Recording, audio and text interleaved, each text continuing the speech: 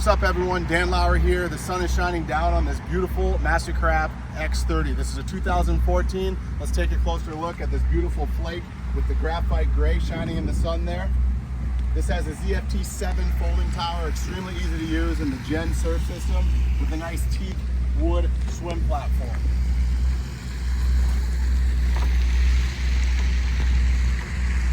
Are you still going? Yep. Okay. Right. Coming aboard the boat here, you got a nice walkway into the boat with this rear flip seat.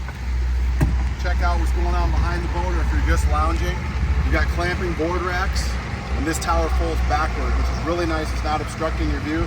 And as you can see, this boat's in excellent condition, taken very good care of, and we're looking forward to finding the next family. We got the dash up here, very easy to fill your ballast and set up your surf wave with a nice screen with GPS and lots more to see. Come check it out. It's on our website. Looking forward to meeting you.